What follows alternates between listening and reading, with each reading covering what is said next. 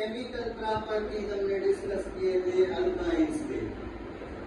आज रिएक्शन है वो है ओजोनोलाइसिस ऑफ अल्काइन।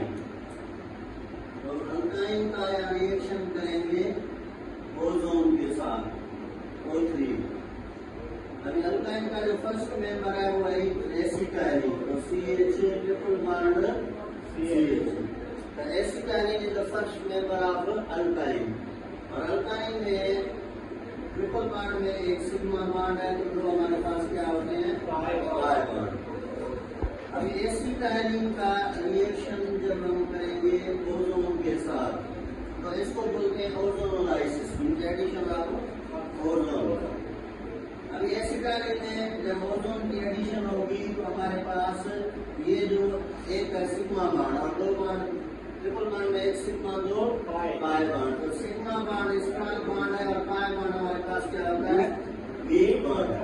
अब पाई बॉन्ड इजीली ब्रेक होगा जबकि सिग्मा बॉन्ड हमारे पास क्या है स्ट्रॉन्ग है। तो जब एक दो बॉन्ड ब्रेक हो गए तो कार्बन हाइड्रोजन के दरमियान अभी हमारे पास सिंगल बॉन्ड है।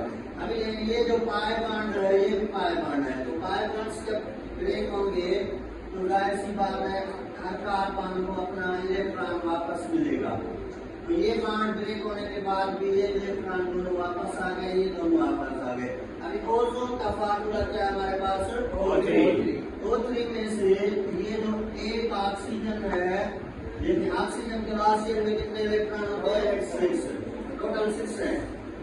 तो उसको लास्ट ईयर कंप्लीट करने के लिए एक इलेक्ट्रॉन की नीड है, तो ये इसके साथ एक सिंगल बॉन्ड इस कार्बन के साथ बनाएगा, एक इसके साथ, तो इस ऑक्सीजन का लास्ट ईयर क्या हो गया कंप्लीट। अभी हमारे पास बाकी कितने ऑक्सीजन है 2, तो हमारे पास ये जो 2 ऑक्सीजन है, एक ये है ये एक है। अब इनके लास्ट शेल को इनको भी लास्ट शेल कंप्लीट करने के लिए कितने इलेक्ट्रॉन्स की नीड है 2 इलेक्ट्रॉन। तो देखिए ये सिंगल बॉन्ड इस कार्बन से और ये सिंगल बॉन्ड इस कार्बन से।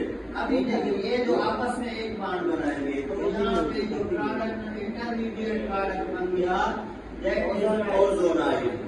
तो जब हमने एसिटाइलिन में ओजोन की एडिशन कराई तो हमारे पास क्या बना पहले प्रोडक्ट ओजोनाइड।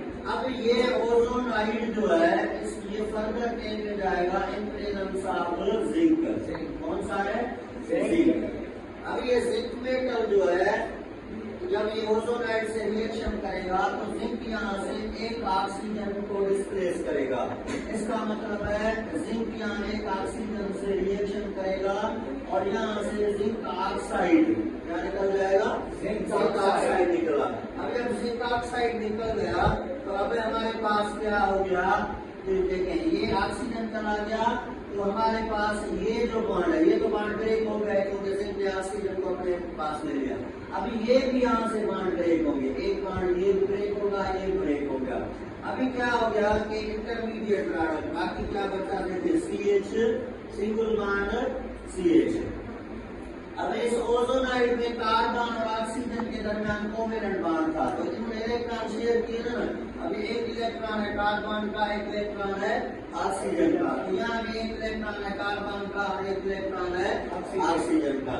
अब जब ऑक्सीजन के थ्रू रिमूव हो गई तो जाहिर सी बात है कार्बन को यहाँ अपना इलेक्ट्रॉन वापस मिलेगा।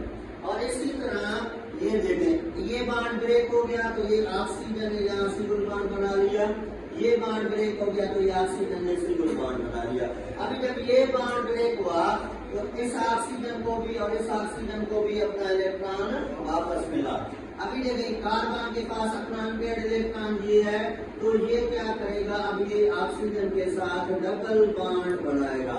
तो हमारे पास जो फाइनल प्रोडक्ट मिला वो हमारे पास है गिला है ऑक्साइड। तो इसी तरह जब ओजोनोलाइसिस ऑफ अल्काइन होगा तो हमारे पास जो फाइनल प्रोडक्ट बनेगा दैट इज गिला ऑक्साइड। ये सिंपल हमारे पास मेथड होता है ओजोनोलाइसिस ऑफ अल्काइन।